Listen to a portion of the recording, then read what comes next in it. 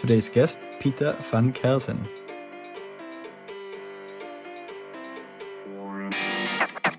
Organizations that are slightly larger, right? If you're 100 people and you plan to double up in a year, it's not difficult to keep track of. You can do it in a spreadsheet, and it works perfectly fine. Yeah, exactly.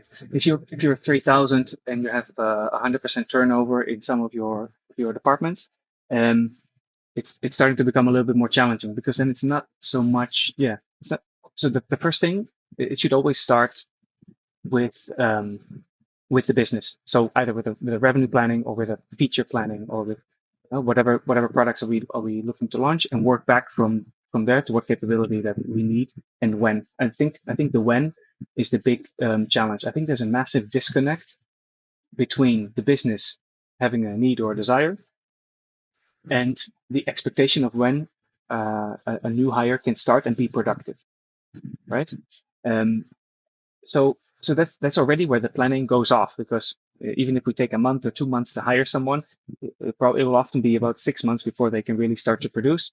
And then you're already behind on your schedule.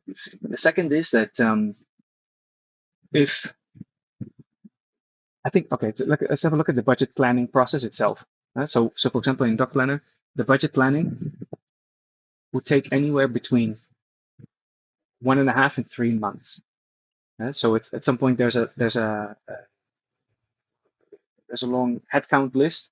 We start to figure out how many people we need and when, and where, and by the time the budget's signed off by our investors, we're 3 months later, and about 300 new people have joined already. About 250 people have left the organization, and it's not really clear anymore what's actually needed versus what the budget is. So now, which of these two lists do we give to the recruitment team? What's actually needed, or what's in the budget and what's been signed off? So there we have a little bit of a challenge.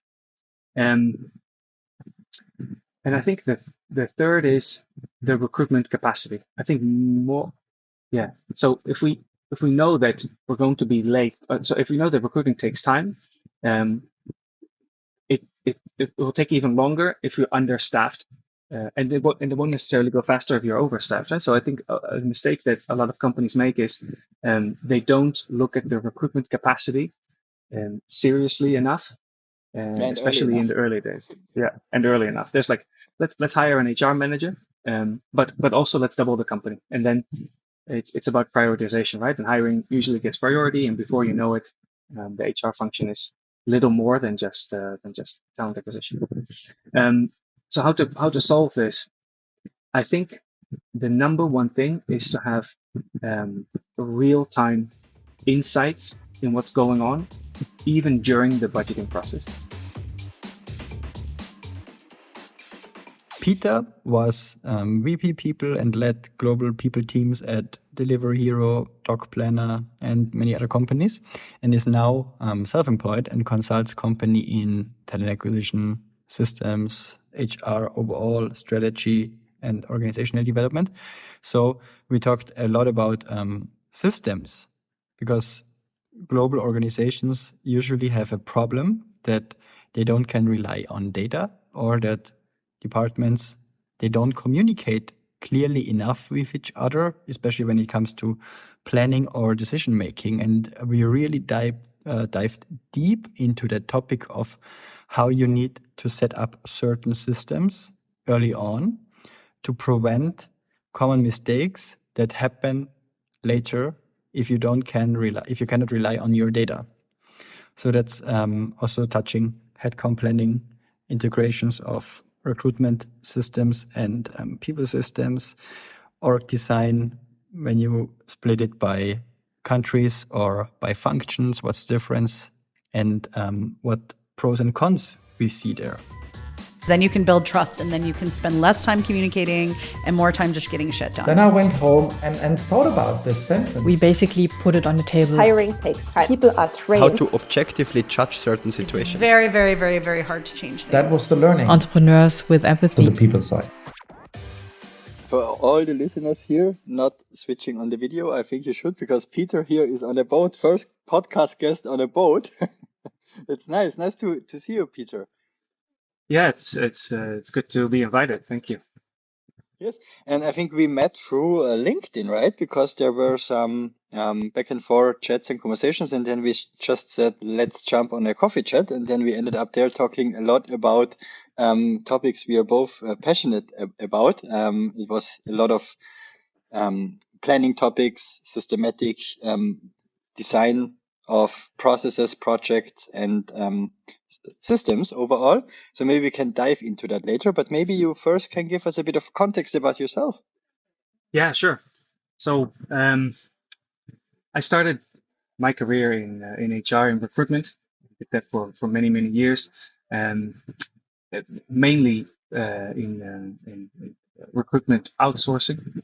And then as soon as I went in-house and I got the taste of what a fast-growing startup is like, I haven't done anything else since. So I then moved out of recruitment and started doing executive management in HR, and I've done that for the last 10 years. So I've helped a few of Europe's fastest-growing companies reach the point where they are now, including Delivery Hero, Rim Robotics, Glovo, and Doc Planner. And now I've just started my own consultancy. So it's a new chapter. And what do you offer there? So basically, HR or people strategy. Over the last 3 years at Doc Planner, I've realized that a lot of companies make the obvious mistakes, especially in their early days. And I've always wondered, what could have happened? How fast could these companies have grown if they just got things right from the beginning? So that's what I want to help companies do, and that includes talent acquisition, employee value proposition, but also performance management and tools and analytics. Yes, and what do you see as maybe the main 3 mistakes companies make, if there is something that clear in your mind at an early stage? Yeah, definitely. So I think the very first mistake companies make is they don't put enough emphasis on HR or the people team. They usually wait until around 60 or 100 employees to even hire a first HR manager, and I think that's too late. And then the second is they don't invest in structure from an early beginning. They see HR as someone that you can walk into the office and put all your problems on the table, right? Or someone that's more a coach to leadership, which it absolutely should be. But then a year or 2 years or 3 years down the line, they say, hey, can we compare turnover from our earliest days to what we have now? And then the answer is, I'm sorry, but we didn't collect that kind of data back then.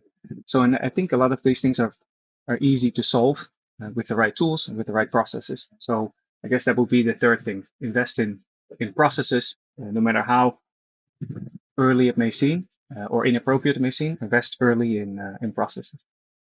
Yeah, I can also see something like that. And I think the perception of an HR function in early stage companies, especially when I work with VCs and they sometimes introduce us then to early stage companies, what they have in mind on how, I don't know, talent acquisition or the overall HR field should be run is very limited in the view, right? Because they just, as you said, have the problems. Okay, now we have these 3 problems and now we need to solve them. And I think that's also the sentiment of the overall company stage you're in. Early stage still, and you solve now what you need to solve now. But if you are especially going into a mode of scaling and you are aware that this mode is coming, then you need to approach it differently. And then exactly what you said, there are some systems that need to be in place. And how would you start there if you would start from scratch and get it right up front? Yeah, good question.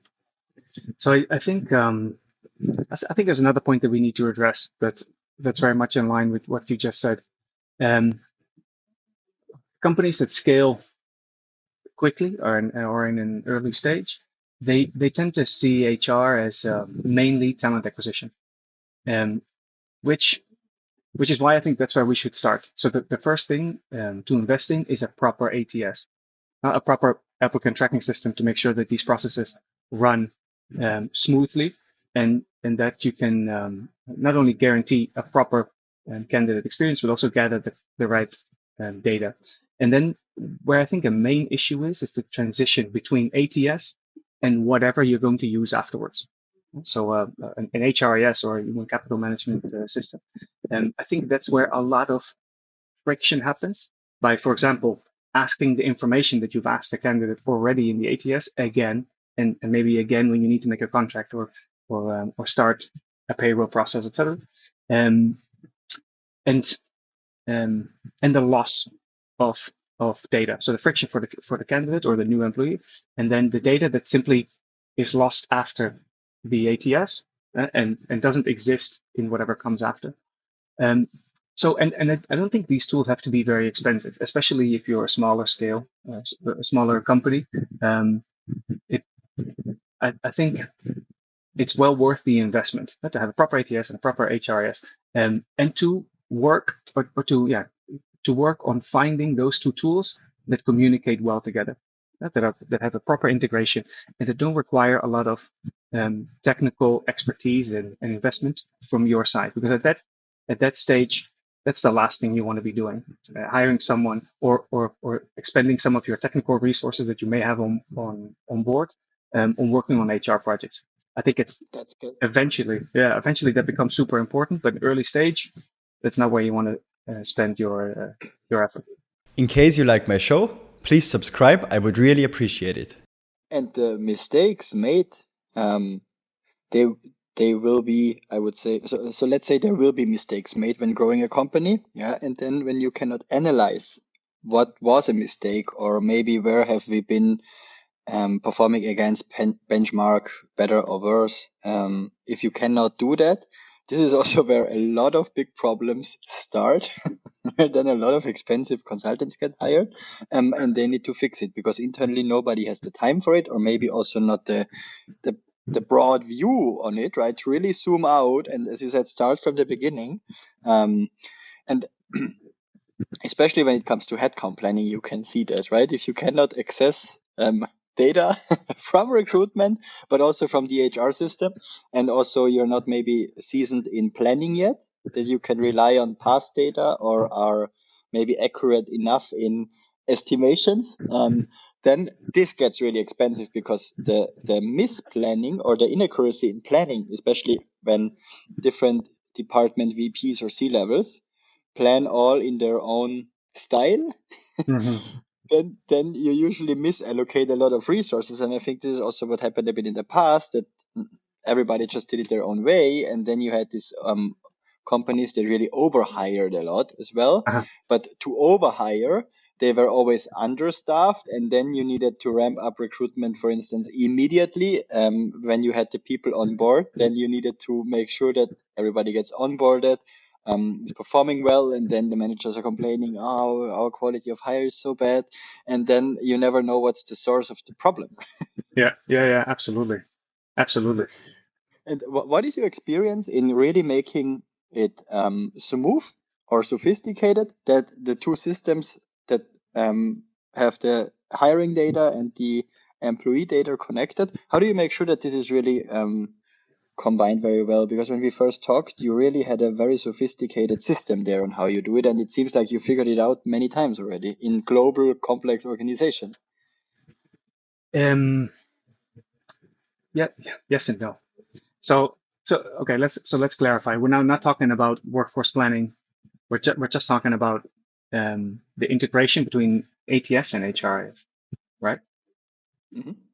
Right. So I think there are very few. Okay, so let's first things first. I think most ATSs and most HRISs now have off-the-shelf integrations.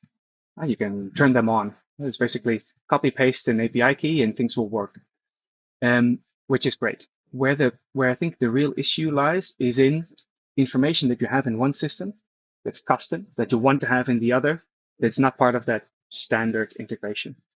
Because now all of a sudden, if in the ATS we are making notes or we have a custom fields that represents our organizational structure. for example, instead of departments, we also have division and team names or regions. We use regions instead of whatever. Classical problem. Yeah. So it's just the way our organization works. We call things divisions instead of department, and all of a sudden the integration no longer works. So what we need to do now is go into the APIs and write this connection and do callbacks and all that, and then that's where it becomes a little bit more complex. So what we had developed in Doc Planner is we use the standard integration. We were using Smart Recruiters and the tool called Sapling.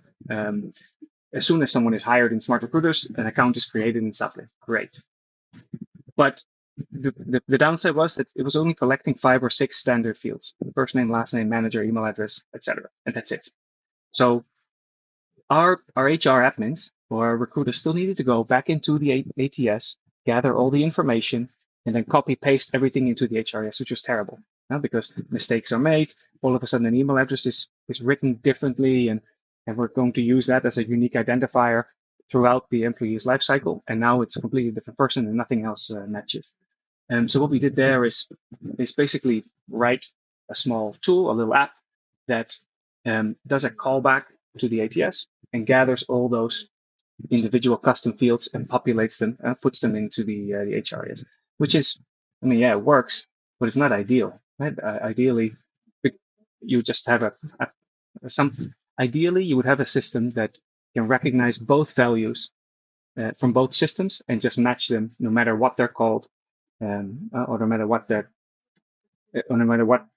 field type they are. It's a kind of a drag and drop. You would need to match them by the same purpose they have, I guess. Then exactly, yeah, and it could be that the field that you've created in your HRIS is only accepts numbers, and in the ATS it's a string or a letters field, and then you have an issue. So even the setup that we've created in Doc Planner was generating so many errors, simply because, and even if either of those tools make an update to their system, and now your app stops working. So it worked. We got it to 100%, but it's not ideal.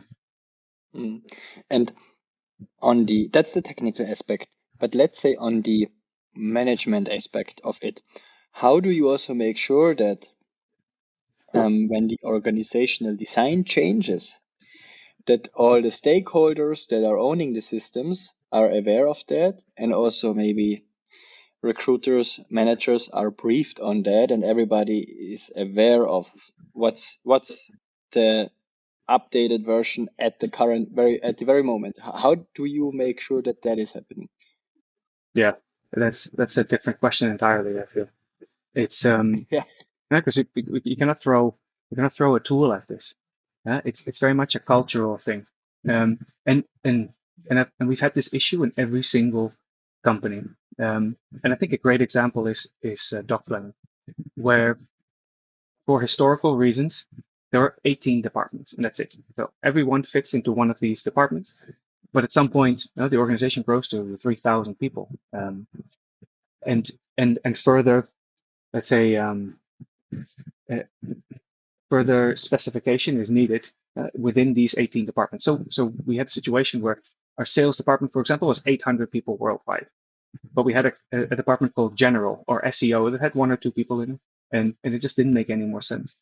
And so when it gets down to these getting more specific into who fits in what team and what department, looking from an organizational design perspective, who's usually in the driving seat is the finance department, because they produce the report for investors, they produce the KPIs and metrics that investors want to see, and they're simply not the same as those metrics from the HR team. The HR is more concerned with what's the span of control? Does it make sense that these people perform this role, and should we call them something else now? Finance cares about, is this line or in the spreadsheet contributing to our cost of service, or what's the contribution margin here? So the reality is that communication between these two teams is often lackluster. And so finance may make a change in how an employee is assigned and how we treat the cost of this person now. But that change is not reflected in the ATS. And before you know it, you're talking about very different things. Planning is all over the place. And recruiters are not, they simply don't know. And this is still on the organizational design level. Now, imagine the mess when it comes to operational hiring and planning who should be where, doing what at what time. I feel like we're getting very much into the technicalities, but that's actually It's interesting and insightful because a lot of companies, they just think of this or figure that out when it's too late, and they hire an expert to figure that out or to fix the problem. And then usually what happens, there's somebody coming in there asking all those questions and coming to the exact same conclusion what you just mentioned. Yeah, and I feel like I spent 5 minutes to explain that the CFO and the CPO should talk, or the person who's responsible for the organizational design on the finance side should talk to someone on the HR side to let them know that we're changing things in the way we do accounting.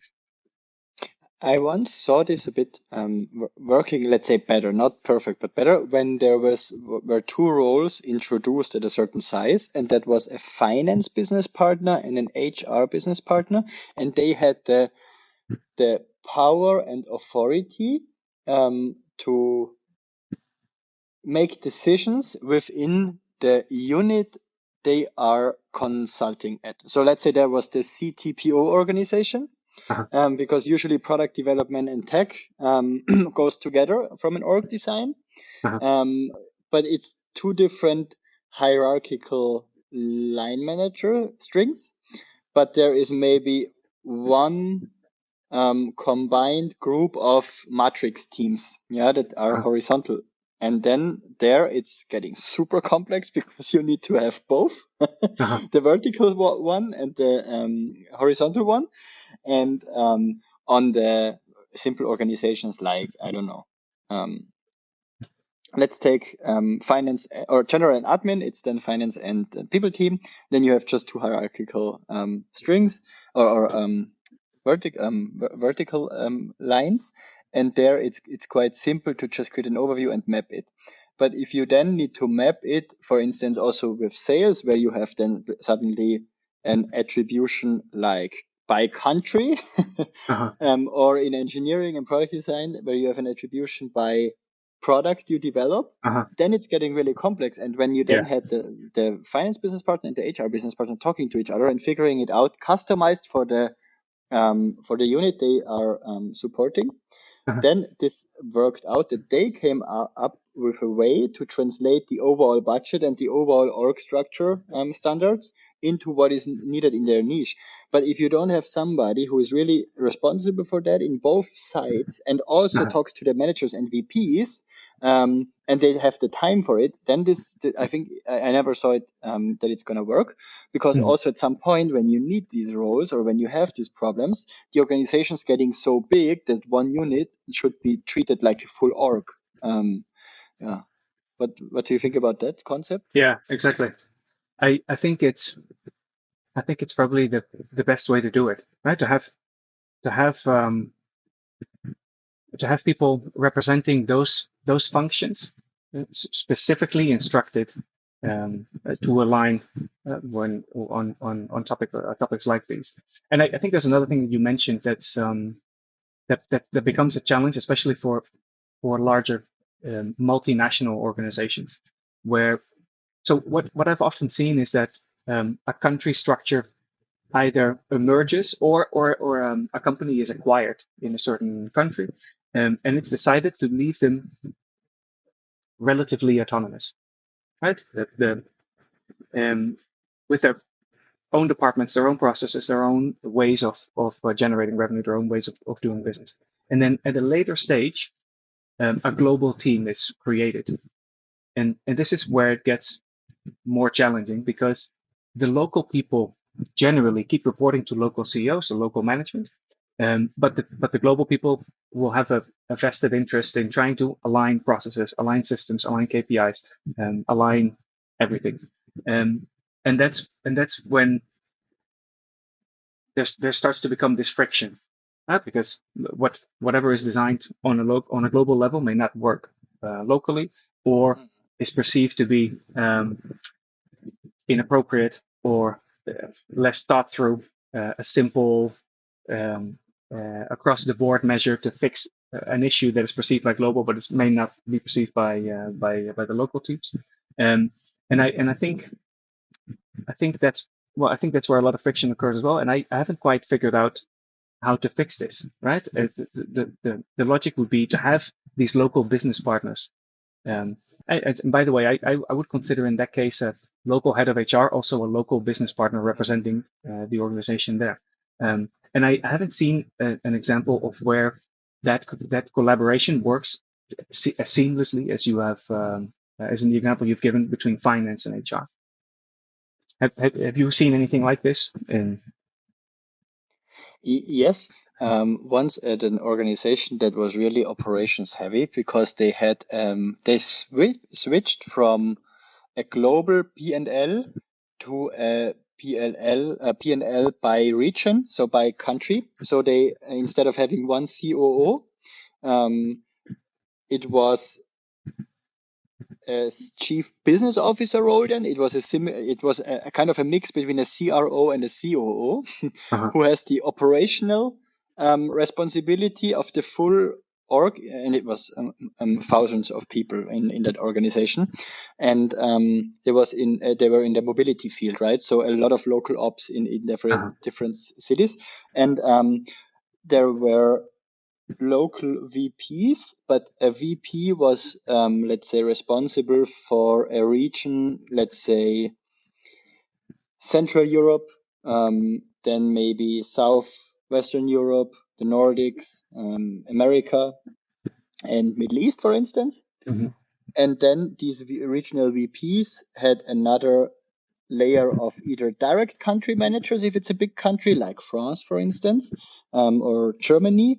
And then for the countries Austria and Switzerland, there was a country manager reporting into the VP, or also reporting into the director DACH, and then there were country managers. So this can get really complex, right. Yeah. But depending on the size of the revenue and the complexity and number of people that you have employed and need to hire, you distribute the budget, and each region had its local head of HR. Right. And that was the regional business partner. And on top, there was still a functional business partner who is running, for instance, ops overall, but also would have another unit. So this would be then a person who has maybe the authority over the regional business partners in that region or across regions, and also overall managed the central function, plus maybe another function, or managing expansion, for instance, so which was really complex. So there I saw this concept working. What was not working there is the authority of hiring, because this was then really getting complex, because there was a central hiring team, but you would actually needed a regional hiring focus. And then I think it was a huge recruiting team of 70 people, and half of them at some point were sitting within the countries, but were a bit disconnected to the central hiring team. So the quality standards were not the same, even not the same ATS in the beginning, because sometimes then another country used another ATS. So it was terrible. But at some point you need to consolidate in a way, and you need to have a certain strategy, right? But there the strategy was to move away from a central organization to a P&L organization where each country has its own P&L and also its own authority to make decisions. But transitioning out from a central approach to that regional approach was super difficult. And I would say the finance reporting piece really worked well, because you had cost contributed to a country and revenue attributed to a country, and therefore you could allocate a budget and resources to a country which was regional, plus everybody, depending on the size, had a share from central budget that can be added. Right. Interesting. And how do they deal with, you mentioned recruitment, but was this an organization that's heavy on, let's say, central functions, focusing on HR, like Comp and Ben, analytics, learning and development. Were these things done on a global level, or on a regional level, or on a country level? Yeah, on a global level. So these were Global. then global functions. Yeah. But at some point, of course, you would also need to find somehow a regional focus, right? Especially with the whole compensation benefits topic that Yeah. was so complex to, Uh-huh. for more than 20 countries, find a compensation strategy. Yeah, exactly. Exactly. And sometimes maybe you in a country you have 1,000 people and in another country just 30. What do you do? Do you offer the same benefits? Is it even possible to offer the same benefits? Because maybe a Middle Eastern country is operating from a compliance perspective very differently to a Western European country, for instance. Yeah. Yeah. And even within France, Spain, Germany, Italy, which is quite similar, it's completely different. It is. Yeah. In case you have any feedback or anything you want to share with me, please send me an email on thomas@peoplewise.com or hit me up on LinkedIn. And in case you really enjoy the show, please subscribe. I would really appreciate it. Interesting challenges. Yes, and Peter, and regarding headcount planning, what mistakes do you see there, and what best practices can you recommend? Yeah, interesting question. So there are a few things I see. The first is so let's have a look at organizations that are slightly larger, right? If you're 100 people and you plan to double up in a year, it's not difficult to keep track of. You can do it in a spreadsheet, and it works perfectly fine. Yeah, exactly. If you're 3,000 and you have 100% turnover in some of your departments, it's starting to become a little bit more challenging, because then it's not so much. Yeah, it's not. So the first thing, it should always start with the business. So either with a revenue planning, or with a feature planning, or with whatever products are we looking to launch, and work back from there to what capability that we need and when. I think the when is the big challenge. I think there's a massive disconnect between the business having a need or a desire and the expectation of when a new hire can start and be productive, right?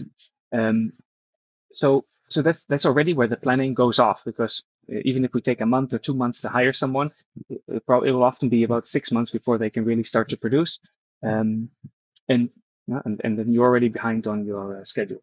The second is that if I think, okay, let's have a look at the budget planning process itself.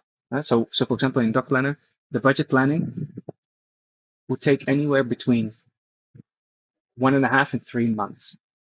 So it's at some point there's a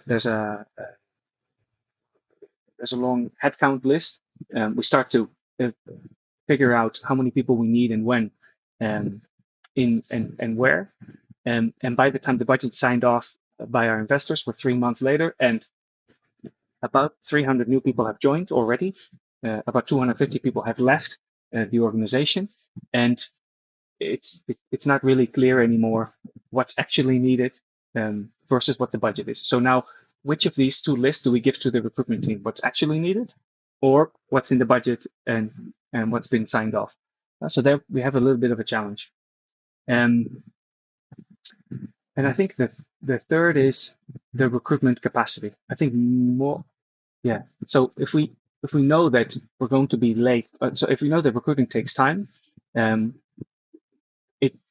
will take even longer if you're understaffed, and it won't necessarily go faster if you're overstaffed. Right? So I think a mistake that a lot of companies make is they don't look at the recruitment capacity seriously enough, especially in the early days. Yeah, and early enough. There's like let's hire an HR manager, but also let's double the company, and then it's about prioritization, right? And hiring usually gets priority, and before you know it, the HR function is little more than just talent acquisition. So how to solve this?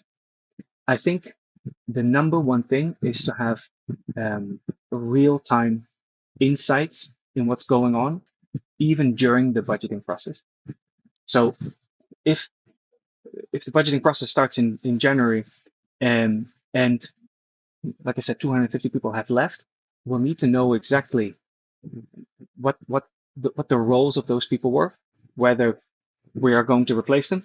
It's a decision that needs to be made